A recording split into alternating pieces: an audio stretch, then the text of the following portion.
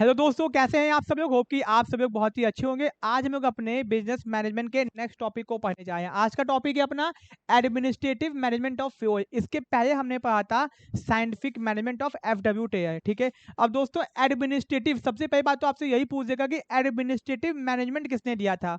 ठीक है ना, ये दिया था भैया फ्लोय ने, हेनी फ्यूल। और जो भैया साइंटिफिक मैनेजमेंट था वो दिया था एफडब्ल्यूटीआई ने। ये आपसे यही क्वेश्चन पूछ देगा पहले तो। अब दोस्तों द एडमिनिस्ट्रेटिव मैनेजमेंट ये क्या है, चलो इसको देखते हैं, समझते हैं और जानते हैं। आपने बहुत सारी चीजें क्लास 12 में नहीं पढ़ी होंगी जो आज आपको समझ में आएंगी, जो आपने आज आपकी एकदम नई हो सकती हैं चीजें इसके अंदर भी। चलो देखते हैं।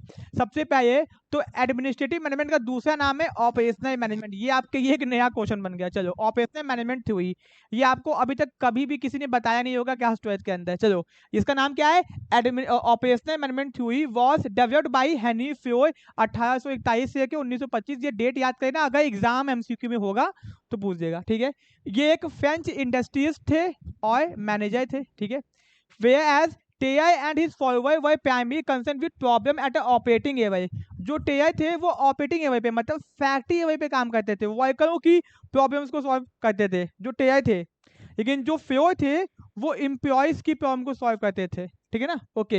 इन्होंने did not Imphal on the managerial, उन्होंने मैनेजरियल ऑर्गेनाइजेशन में फोकस नहीं किया, किन्होंने, टेआई ने, एंड प्रोसेस के ऊपर। बट फ्योर जो थे उन्होंने स्टडी किया functions and principles of management in a systematic manner. मतलब जो देखो, जो एफडब्ल्यू टेआई थे वो वर्करों की प्रॉब्लम को डिस्कस किए, उनके ये प्रिंसिपल बनाए, उनके ये चीजें किए।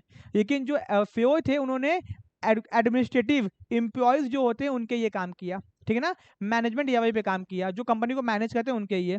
फ्योर ऑब्जर्वेशन, जो इनका जो ऑब्जर्वेशन था, इन्होंने जो नियम जो बनाया, जो अपने प्रिंसिपल बनाए, वो कैसे बनाए, कहाँ देखा क्या समझा। देखो, Fayol observation on the principle of general management, कि चीजों को नॉर्मली जो चीजें जनरल चीजें होती है ना उसको कैसे किया जाए। First appeared in 1960 in a French under the title administration industry at जेनेरे। उन्होंने जो किताब बनाई उसका जो नाम था, ये फ्रेंच लैंग्वेज में किताब थी, एडमिनिस्ट्रेशन इंडस्ट्री एट जेनेरे, ये इनकी किताब थी। ठीक है ना, पहले जो आई, ठीक है ना, ओके, 1916 में आई, विच जिसको बाद में ट्रांसलेट किया गया 1929 में, printed by the international institute of management eight Geneva में। ये बाद में उसको फिर से क्या किया गया, अवेलेबल करवाया गया इंग्लिश लैंग्वेज में, जिसका नाम बन गया जनरल एंड इंडस्ट्रियल एडमिनिस्ट्रेशन। ये पूछता है कि general and industrial management book किसने दी है, ये दी है आपका हेनरी फ्योय ने दी है। ठीक है, चलो ये हो गया। अब दोस्तों बाद में, मतलब पहले किया गया, फिर किया गया, फिर एक बार लास्ट में बाद में इंग्लिश इसका वर्जन आ गया। ठीक है ना, इसी किताब के अंदर उन्होंने 14 प्रिंसिपल दिए हैं अपने भाई साहब। अब फ्योय का कंट्रीब्यूशन, उन्होंने क्या क्या योगदान दिया है, आपको तो बस 14 प्रिंसिपल पता है, बट 14 प्रिंसिपल के अलावा भी बहुत कुछ दिया है इन्होंने। चलो देखते हैं। पहला है, इन्होंने क्या किया है, फ्योय फाउंडेड, उन्होंने पाया industrial organisation could be divided into 6 group. Business को 6 तरीकों में बांट सकते हैं, हमने आपको पहले बता दिया है, पहले मैंने आपको पढ़ाया है, याद करो। Technical, commercial, financial, security, accounting and managerial, ये मैंने आपको पहले ही बता दिया था। ठीक है, okay. He pointed out that these activity were perform in business of every size, चाहे बिजनेस किसी भी साइज का हो। First 5 were known as manager at all level, सबको करना ही पड़ता है। Consequently he devoted most of his attention to analysis of the managerial function. देखो, पहले 5 काम जो होते हैं वो चाहे बिजनेस छोटा हो चाहे बड़ा हो, सबको करने पड़ते हैं। पान की दुकान वाला भी करता है, बट जो जो छठवां वाला काम है ना, ये हेनी फ्योर ने ज्यादा फोकस इसी पे किया है, मैनेजरियल फंक्शंस के ऊपर। ठीक है, तो फिर मैनेजरियल क्वालिटीज एंड ट्रेनिंग, ये भी कंसेप्ट इन्होंने ही दिया है। क्या है ये, हेनी फ्योर ने पाया first person to identify the various qualities required by manager, कि एक मैनेजर के अंदर क्या क्या क्वालिटीज होनी चाहिए। एक बंदा बोलता है कि ये काम होते हैं, एक बंदा बोलता है क्वालिटी ये होती है। ठीक है, पैदा ही ना करते हैं उसको सब। पहला फिजिकल हेल्थ, कि भैया उसकी फिजिकल हेल्थ अच्छी हो, हेल्थ विगो, वो अलर्ट हो। ठीक है, मेंटल हो, मेंटल मतलब भैया मेंटल ना हो, मतलब चीजों को समझने वाला हो, जजमेंट हो, अच्छी चीजों को अडाप्ट करने वाला हो। मोरल मतलब नैतिक ज्ञान वाला हो बेचारे के अंदर। एनर्जी हो, फर्मनेस हो, willingness to accept responsibility, accept करने की ताकत हो। एजुकेशनल हो, नॉलेज हो उसके अंदर। टेक्निकल हो, चीजों को समझने आता हो उसको। एक्सपीरियंस हो, चीजों को एक्सपीरियंस से जिसको सॉल्यूशन कर सकता है। तो ये 6 चीज उसने बताई, क्वालिटीज। फिर जनरल प्रिंसिपल ऑफ मैनेजमेंट, उन्होंने जनरल प्रिंसिपल दिए, जिसको 14 प्रिंसिपल के नाम से आप लोग जानते हो। ठीक है ना, ओके। फ्योर डिवोटेड, उन्होंने मैक्सिमम टाइम अपना इसी 14 प्रिंसिपल के ऊपर दिया है, जिसको हम लोग अभी पढ़ेंगे। जिसको, और इन्होंने क्या किया, बहुत मॉडिफिकेशन किया है, और ये यूनिवर्सल एप्लीकेबल है। आज के टाइम पे पूरी दुनिया इनको इस्तेमाल करती है। वो क्या है, अभी ये नीचे हम लोग पढ़ेंगे, उसको डिटेल में पढ़ना अपने को। फिर elements of management, Henry Fayol ने क्या दिया है, देखना सुनना, planning, organising, commanding, coordinating and controlling. तो भैया देखो, पी ओ सी किसने दिया है, हेनरी फ्लो ने दिया। Planning, organising, commanding, coordinating and controlling, exam में आता है, समझ में आ गया, कितना मस्त है। अब चलो पढ़ने जाए 14 प्रिंसिपल, क्या पढ़ने जाए हम लोग, 14 प्रिंसिपल क्या होते हैं। तो भैया 14 प्रिंसिपल मतलब 14 ठो नियम बताए हैं हेनरी फ्लोय ने। पहले प्रिंसिपल का नाम है डिवीजन ऑफ वर्क। क्या है, डिवीजन ऑफ वर्क। क्या बोला इन्होंने भैया, उन्होंने बोला भाई साहब, एक बिजनेस के अंदर बहुत सारे काम होते हैं, सारे काम को आइडेंटिफाई करो, छोटे छोटे पार्ट में क्या कर दो, डिवाइड कर दो, फिर जो काम सेम नेचर के हैं उनका एक डिपार्टमेंट बना दो, और उसको काम किसी एक बंदे को दे दो, वो काम वही करेगा। मतलब बहुत सारे काम को आइडेंटिफाई करो, छोटे छोटे पार्ट में डिवाइड करो, फिर जो काम सेम सेम नेचर का है उसको किसी एक बंदे को दे दो। इससे क्या होगा, वो काम की एफिशिएंसी बढ़ जाएगी। जैसे मानो बैंक में क्या होता है, कैशियर केवल कैश देता और लेता है, कैश का काम अलग है, अकाउंट कोई और खोलता है, सबका काम डिसाइड कर दिया गया, उसको काम वो दे दिया गया है। इससे क्या होगा, कैशियर नोट बड़ा तेज गिनता होगा, क्यों, उसका काम ही वही है। इससे वो अपने काम में एफिशिएंट हो जाता है, उसकी एफिशिएंसी, काम करने की क्षमता क्या होती है, बढ़ जाती है। तो भैया according to this principle the whole work must be divided into small task, काम को छोटे छोटे पार्ट में क्या कर दो, डिवाइड कर दो, ठीक है ना। यूनिट्स में instead of assigning whole work to one person, सब काम किसी एक बंदे को मत दो, ठीक है ना। And work should be assign to one person according to capability, qualification and experience. अब क्या करो, उसको किसी भी इंसान को उसके क्वालिफिकेशन के हिसाब से, एक्सपीरियंस के हिसाब से काम दो, ठीक है। When a person is performing a part of job, again जब एक इंसान काम को बार बार करता रहेगा, he will be perfect and specialised, वो काम में क्या हो जाएगा, स्पेशलाइज्ड हो जाएगा, उसकी एफिशिएंसी, काम करने की क्षमता क्या हो जाएगी, बढ़ जाएगी। एग्जाम्पल बैंक का दिया हुआ है, तो पहला हो गया डिवीजन ऑफ वर्क, आपको समझ में आ गया होगा, इससे एम्प्लॉय की एफिशिएंसी बढ़ जाती है, ठीक है। दूसरा है अथॉरिटी एंड रिस्पॉन्सिबिलिटी। अथॉरिटी का मतलब होता है power to take decision, responsibility का मतलब होता है obligation to do that work, काम को करने का दायित्व, कि काम आपको करना है, ठीक है ना। अथॉरिटी मतलब किसी भी चीज का डिसीजन लेने की ताकत, पावर टू टेक डिसीजन, और रिस्पॉन्सिबिलिटी बिजनेस में कहा गया है, हेनरी फ्योय ने कहा है कि भैया बिजनेस के अंदर जो अथॉरिटी होती है ना, रिस्पॉन्सिबिलिटी, वो इक्वल होनी चाहिए। अगर अथॉरिटी ज्यादा होगी आप काम नहीं करोगे, क्योंकि आपकी रिस्पॉन्सिबिलिटी कम है, रिस्पॉन्सिबिलिटी ज्यादा होगी, अथॉरिटी कम होगी, काम बहुत ज्यादा है, ताकतें नहीं आपके पास में। तो इक्वल होना चाहिए, बैलेंस होना चाहिए आपके अथॉरिटी रिस्पॉन्सिबिलिटी के अंदर, कोई चीज ज्यादा और कम नहीं होनी चाहिए, समझ आ गया, इसका मतलब यही था। पढ़ लेते हैं इसको। अथॉरिटी का मतलब होता है power to take decision, responsibility का मतलब होता है ऑब्लिगेशन, दायित्व बनता है आपको उस काम को टाइम पे करने का, क्योंकि आपकी रिस्पॉन्सिबिलिटी बनती है भाई साहब ना। तो authority means decision making power, responsibility means completing the task on a given time, काम को टाइम पे करना, इस दोनों रिस्पॉन्सिबिलिटी बनती है आपकी भाई साहब। According to this principle, Fayol ने क्या बोला, whatever the authority and responsibility given to the employee should be given in a balanced manner. भैया अथॉरिटी इक्वल टू रिस्पॉन्सिबिलिटी, क्योंकि अगर ज्यादा अथॉरिटी कम रिस्पॉन्सिबिलिटी, एम्प्लॉय काम नहीं करेगा, रिस्पॉन्सिबिलिटी कम, तो दोनों में भी दिक्कत है भाई साहब, ठीक है। अब आता है डिसिप्लिन। क्या आता है, डिसिप्लिन, कायदा कानून बिजनेस में होना चाहिए। इसका मतलब ये होता है बिजनेस में नियम कायदे कानून हो, लोग उसको फॉलो करें। स्कूल में क्या होता है, डिसिप्लिन, अच्छे से जाओ, यूनिफॉर्म में जाओ, बात करने का तरीका होता है, क्या बे वो बे नहीं होता स्कूल के अंदर, समझे, पढ़ो। तो भैया refer to following the code of conduct rules and regulations by of the employee and agreement. कहने मतलब बिजनेस के अंदर कोड ऑफ कंडक्ट होना चाहिए, कैसे आना है, कैसे जाना है, कैसे काम करना है, रूल्स एंड रेगुलेशंस होने चाहिए जिसको सब लोग फॉलो करें, जिससे बिजनेस में डिसिप्लिन बनाया जाएगा, कायदा कानून, ठीक है। गुड सुपीरियर एट ऑल है भाई, सब लोग अपनी जगह पे अच्छा है। फिर clear and fair agreement among the subordinate, सबको पता है कि किसका क्या काम है, किसको क्या करना है, ठीक है ना। Superior meeting commitment at all, जो जो कमिटमेंट करे वो होना चाहिए। And judicial application of penalty, अगर कोई इस नियम को ना माने तो उसके ऊपर पेनाल्टी भी लगाई जाएगी भाई साहब, ठीक है ना। यूनिफॉर्म में आना नहीं आओगे तो पेनाल्टी लगती है ना, बाहर खड़ा कर देते हैं स्कूल के अंदर, ठीक है।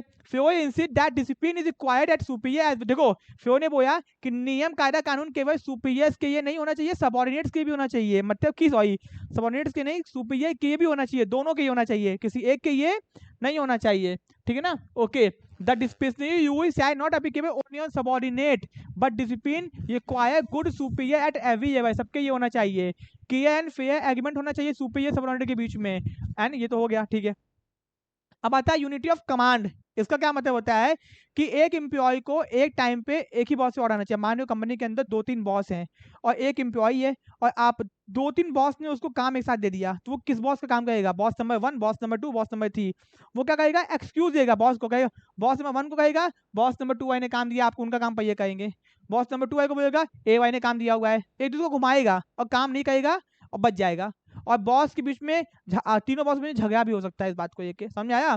तो भैया यूनिट ऑफ कमांड कहता है कि एक टाइम पे बिजनेस में एक एम्प्लॉय को एक ही बॉस से ऑर्डर में ये मैनेजर से ऑर्डर में ये, जिससे वो काम को सही से कर पाएगा, एंड उसकी रिस्पॉन्सिबिलिटी और उसकी जो क्या बोलते हैं अकाउंटेबिलिटी है वो एक ही को हो।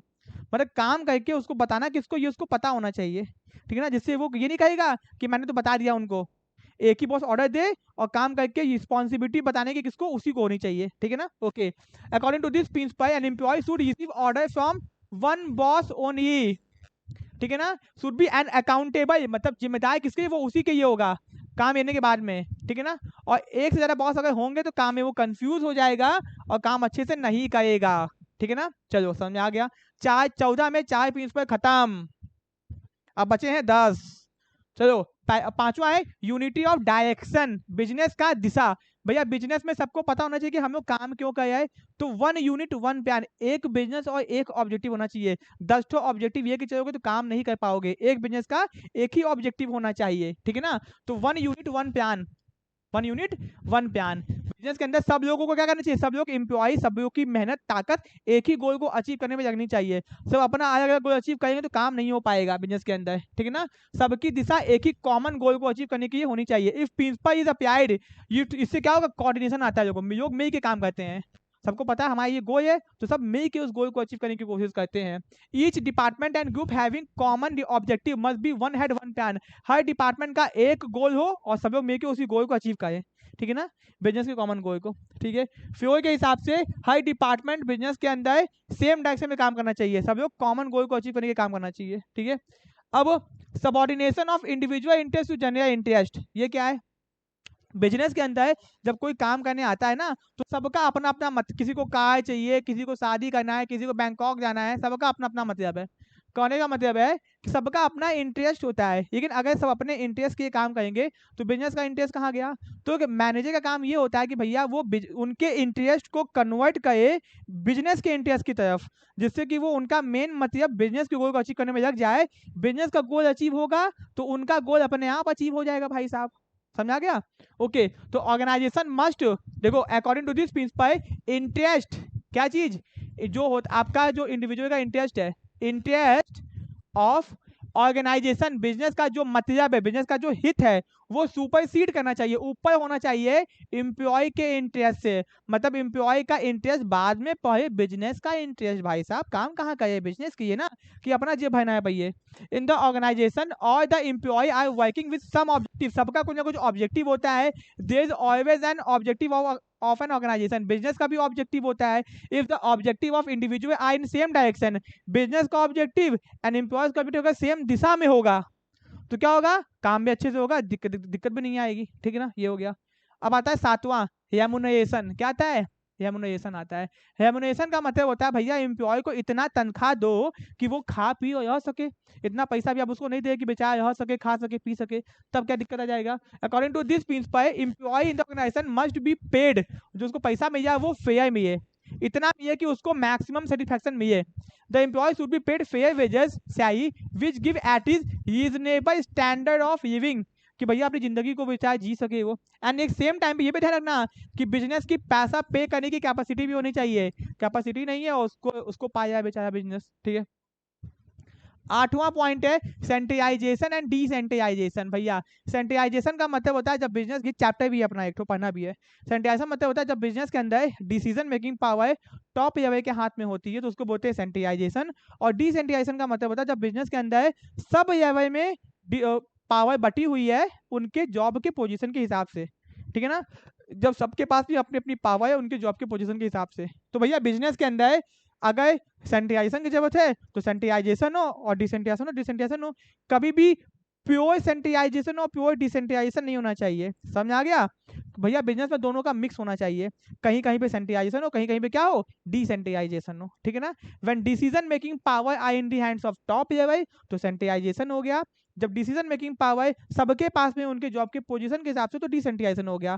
तो हेनरी फियो ने कहा देखो भाई, अगर सेंट्रलाइजेशन होगा तो भी दिक्कत, डिसेंट्रलाइजेशन होगा तो भी दिक्कत, तो क्या करो कि जो जो बड़े बड़े काम, इंपॉर्टेंट काम है उसके सेंट्रलाइजेशन कर दो, जो छोटे मोटे काम है उसके क्या कर दो, डिसेंट्रलाइजेशन कर दो, काम आसान हो गया, बस टेंशन खत्म।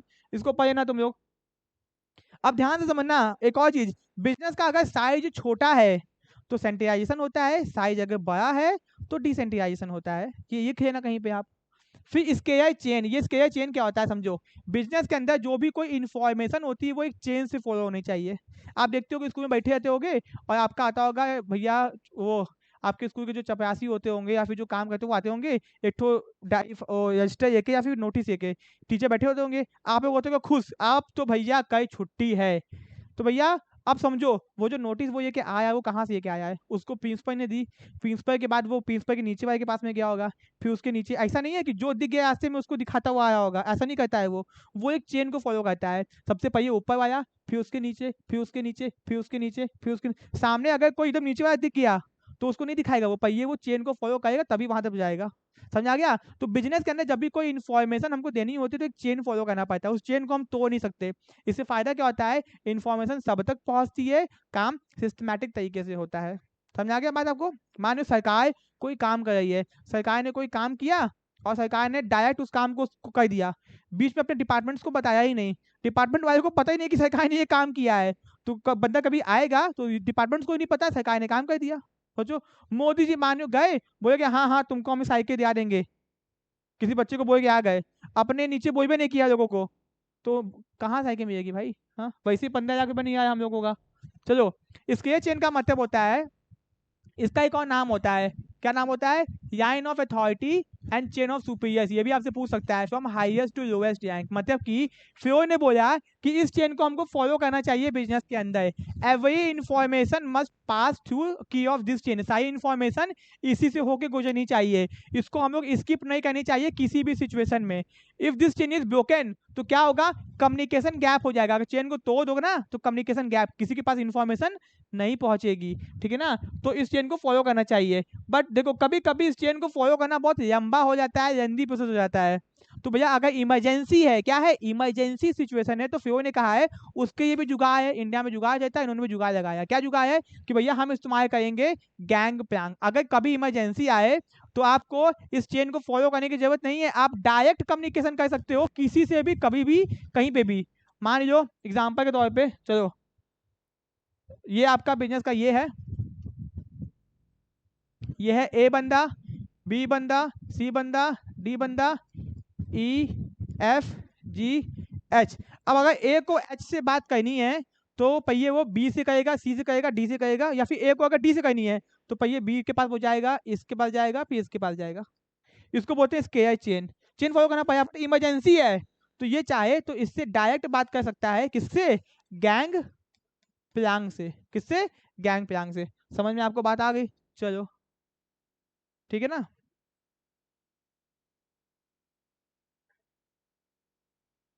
ठीक है,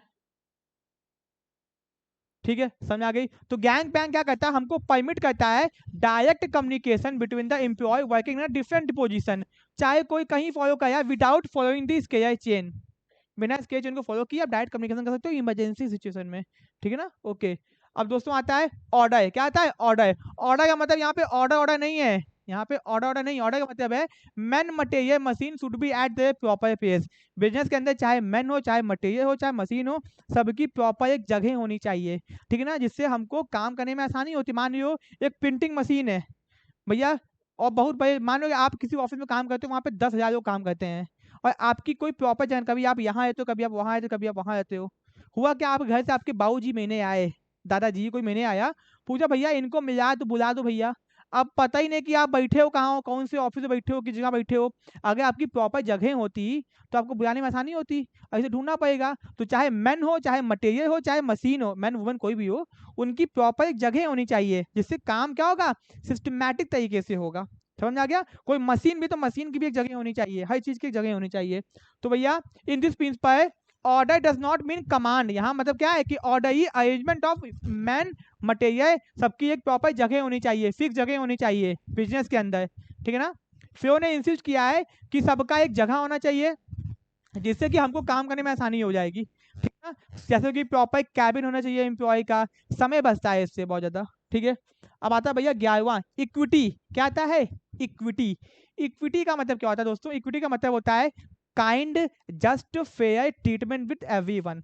मतलब बिजनेस में सबसे एक दूसरे से अच्छे से बात करनी चाहिए, इज्जत से बात करनी चाहिए, किसी के साथ भेदभाव नहीं रहना चाहिए, काया गोरा मोटा पतला ऐसा नहीं करना चाहिए, हिंदू मुस्लिम सिख ईसाई नहीं करना चाहिए, ठीक है।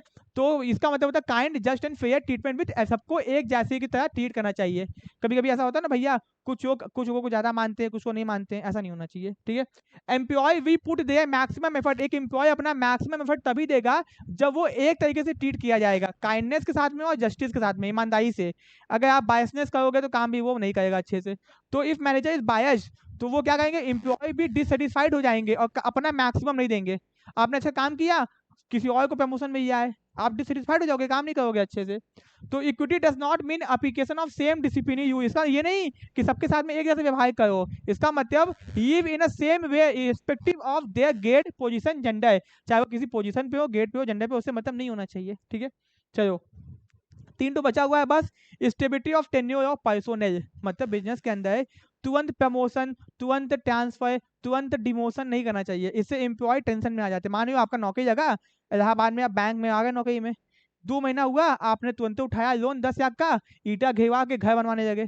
घर बना था, एक तजा बना, 2 महीना बीता, तब तक आपको नोटिस आ गया कि भैया आपका ट्रांसफर हो गया बेंगलोर में। अब आगे टेंशन में आप, अब भैया क्या होगा भाई साहब। तो तुरंत प्रमोशन, तुरंत ट्रांसफर, तुरंत आप कहोगे सर हम प्रमोशन रिकवा देंगे अपना, वो एक अलग बात है ना। तो तुरंत प्रमोशन ट्रांसफर डिमोशन से भैया दिक्कत आ जाती है, एम्प्लॉय टेंशन में आ जाता है। तो भैया उसको कम से कम लगे कि वो स्टेबल है बिजनेस के अंदर, जिससे वो अपना काम कर पाएगा अच्छे से। तो इट इफाई टू नो फ्रिक्वेंट टर्मिनेशन, तुरंत टर्मिनेशन ना हो, तुरंत ट्रांसफर ना हो, तुरंत प्रमोशन ना हो, तुरंत डिमोशन ना हो। डिमोशन मतलब नीचे ना, उसको याद है उसकी वजह से नीचे कर देना। तो according to this principle management must provide feeling of job security. भैया इंसान के अंदर जॉब की सिक्योरिटी, उसको पता है कि हमारी जॉब सिक्योर है, हम यहाँ पे हैं 2 साल तक, कोई नहीं उखा सकता हमारा कुछ, ठीक है। And among the employee, because when with the feeling of insecurity, अगर इनसिक्योरिटी होगा जॉब का, एम्प्लॉय कभी भी अपना मैक्सिमम नहीं दे पाएगा। अगर टर्नओवर मतलब कि नौकरी पे लोग आए छोड़ के जाए, तो आपके बिजनेस को बहुत दिक्कत आएगी, ठीक है ना। Okay, such decision must be taken why they are most unavoidable, ठीक है ना, इसको ध्यान रखना चाहिए। अब आता है 2 बचा हुआ है, इनिशिएटिव और स्पीड द कॉप्स। इनिशिएटिव का क्या मतलब होता है? बिजनेस के अंदर हर एम्प्लॉय को आगे बढ़ चढ़ के हर काम में हिस्सा लेना चाहिए। Taking first step with the self motivation, मतलब हर इंसान आगे बढ़ के आए और हर काम में हिस्सा है, जिससे क्या होगा, इनिशिएटिव ये, ठीक है ना, जिससे क्या होगा, उसका खुद का डेवलपमेंट होगा, ठीक है ना। तो भैया ये देखो इनिशिएटिव, यहाँ क्या बोला गया है, taking the first step with the self motive. आप खुद आगे आओ मोटिवेटेड होके। आपके स्कूल में कोई भी काम होता होगा, आप कहता है छोड़ हटाओ कौन करेगा, बट कुछ बच्चे होते होंगे जो आगे जाके उसमें बढ़ चढ़ के हिस्सा लेते होंगे, क्योंकि वो हर काम में इनिशिएटिव लेते हैं, इससे फायदा उन्हीं को होता है और नुकसान भैया आप लोगों को, तो क्योंकि आप लोग नहीं लेते हो, ठीक है। फ्लोय सजेस्ट किए कि employee in the organisation must be given opportunity, उनको अपॉर्चुनिटी मिलनी चाहिए कि वो इनिशिएटिव ले सकें। किसी भी कमानो ऑफिस की पार्टी हो रही, चलो खाने में क्या बनेगा, चलो इसी बात का भैया उनको इनिशिएटिव दे दो कि वही उन्हीं से पूछो, भाई तुम बताओ क्या होना चाहिए, तुम बताओ क्या होना चाहिए। इसको, इससे एम्प्लॉय मोटिवेटेड है कि भैया बॉस हमसे पूछ रहा है क्या होना चाहिए, इससे क्या आएंगे वो लोग मोटिवेटेड रहेंगे और भैया हर काम में बढ़ चढ़ के अपना योगदान देंगे। हो सकता है कि आपसे अच्छा आइडिया उनके पास में हो और आपको नए नए आइडियाज मिल जाए, कितना अच्छा बात है भाई साहब, ठीक है। इट गिव इमेंस सेटिस्फैक्शन, भैया एम्प्लॉय को परम सेटिस्फैक्शन की प्राप्ति होगी, वो खुश हो जाएगा। So manager must welcome their suggestions, और आपको अच्छा सजेशन मिल सकता है, ठीक है ना। इनिशिएटिव का मतलब वो डिसओबीडियंस ना करे, मतलब मान लो कि आपको अगर पार्टी में भिंडी नहीं पसंद हो, भिंडी बनवा दे, ऐसा नहीं होना चाहिए, डिसओबीडियंस नहीं होना चाहिए, ठीक है ना। Once decision is taken by management, मान लो आपने कोई सजेशन दिया और मैनेजमेंट ने वो नहीं किया, तो आप टेंशन मत लो, ठीक है ना। आप एम्प्लॉय को उसके बारे में आपने कहा हमने सजेशन दिया, माना ही नहीं लोगों ने, भैया वो कंपनी ने आपसे पूछा, उसको जो अच्छा लगे वो वही कहेगी ना, तो इसके लिए आप डिसओबीडियंस मत हो, ठीक है ना। और आप उसको फॉलो करो, उसको फॉलो, भाई आपका सजेशन माना जाए चाहे ना माना जाए। फिर लास्ट में है एस्पीड द कॉप्स, जिसका मतलब होता है कॉर्पोरेशन यानी कि यूनियन स्टैंड, एकता में शक्ति होती है। बिजनेसमैन में कभी ये नहीं होता कि मैंने काम, कभी कोई टीम जीतती है कोई ये नहीं कहता कि मैंने जितवाया, कहता है हमारी टीम ने जितवाया है। तो इसमें आई नहीं होना चाहिए, वी होना चाहिए। Don't use I, always use we. हम सबने जीता है, हम सबने किया। भाई किसी ने खराब प्रदर्शन किया टीम ने, कोई बात नहीं, पर सब कहते हैं हमारी रिस्पॉन्सिबिलिटी। देखो जब कोई मैनेजर का काम अच्छा नहीं होता ना, तो वो कहता है हमारी रिस्पॉन्सिबिलिटी है, टीम की कोई रिस्पॉन्सिबिलिटी नहीं है, हमारे कारण गलती हुई है। गलती वो अपने ऊपर ही रहता है, टीम को बचा देता है। बट जब अच्छा काम होता है, हम सबने मिलकर किया है, कभी अपना खुद का क्रेडिट नहीं देता है वो। ठीक है, तो management must encourage and promote team spirit, वो लोगों को टीम स्पिरिट प्रमोट करे, यूनिटी एंड हार्मोनी। ठीक है ना, ओके। दिस वी बिंग, इससे कोऑर्डिनेशन आएगा लोगों के बीच में, और कोऑर्डिनेशन आएगा और काम अच्छे से हो पाएगा। A manager should replace I with we, I नहीं होना चाहिए बिजनेस में, वी होना चाहिए। ठीक है ना, it give rise to mutual trust, इससे ट्रस्ट होगा, बिलोंगिंगनेस होगी टीम मेंबर के अंदर। It will minimise the need of using penalty, और पेनाल्टी नहीं लगेगी लोगों के ऊपर। तो भैया ये थे 14 प्रिंसिपल हेनरी फ्योल के, आपके खत्म हो गए। और हमारा एडमिनिस्ट्रेटिव मैनेजमेंट भी खत्म हो गया, बचा हुआ है bureaucratic model of max weber, जो कि हम लोग नेक्स्ट पार्ट में पाएंगे। उसके बाद में नियो क्लासिकल फिर करंट वाला पाएंगे। ठीक है ना, तो दोस्तों वीडियो आपको अगर पसंद आया तो वीडियो को लाइक कर देना, चैनल को सब्सक्राइब करना, अभी तक कोर्सेज को ज्वाइन नहीं की और कर लो, ऑफर चाहिए, बाद में पछताओगे, कहोगे महंगा हो गया महंगा हो गया। अभी बहुत कम में मिल गया भाई साहब, जाओ कॉमर्स सेशन ऐप को डाउनलोड करो, कोई दिक्कत समस्या है बात करो, एंड वीडियोस को लाइक करना तो बिल्कुल मत भूलना, और कॉमर्स नेशन और कॉलेज नेशन के टेलीग्राम को ज्वाइन कर लो, अगर आपको आपके एग्जाम से जुड़ी सारी अपडेट्स चाहिए टाइम टू टाइम, चाहे वो कोई भी यूनिवर्सिटी हो। मिलते हैं अपने नेक्स्ट पार्ट में, थैंक यू सो मच।